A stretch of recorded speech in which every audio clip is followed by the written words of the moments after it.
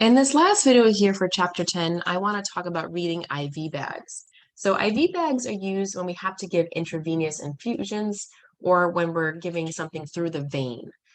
So they could be used to provide blood or medication, or they could be for nutritional purposes, right, as well.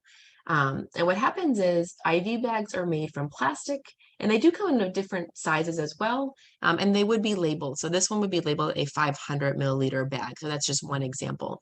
Um, but it could be 250 milliliters, 500, 1,000 milliliters instead, etc.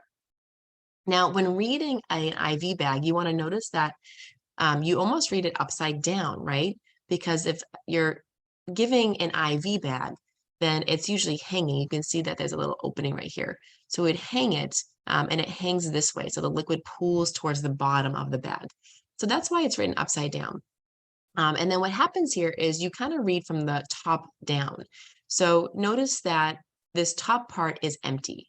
So we're assuming here that when we administer the IV bag, that the IV bag at the start of it would be completely full. So it would be totally full of liquid, and that would have the medication, or maybe it's full of blood, et cetera, in it. And then as the time goes on, that goes into the vein. And we do it slowly, right? So here you have 200 milliliters have already been infused into the patient. So again, the empty space is how much the patient has already received. And then they're using blue here for the liquid coloring. That's how much is still left. So the bag is 500 milliliters altogether. That's the total volume. 200 milliliters have already been infused, meaning that that amount has already gone into the patient. It's already been administered. And then there's still 300 milliliters left in the bag. So that is going to be infused as well. It just takes some time to do so. And here are another couple examples. So here on the left, you have a total capacity of 10.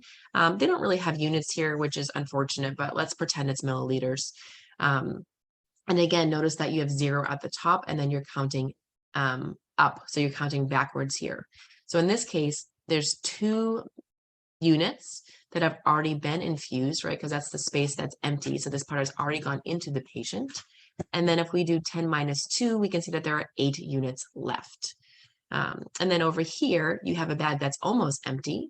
So in here, if we read down, we can see that we're stopping on the 9.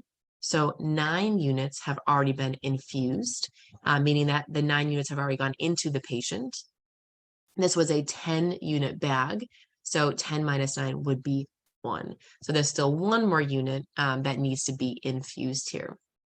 Again, typically this is in milliliters, but it doesn't actually give us the units here, so I'm just referencing this as units. But you would have the units as well on a bag or in the problem as needed.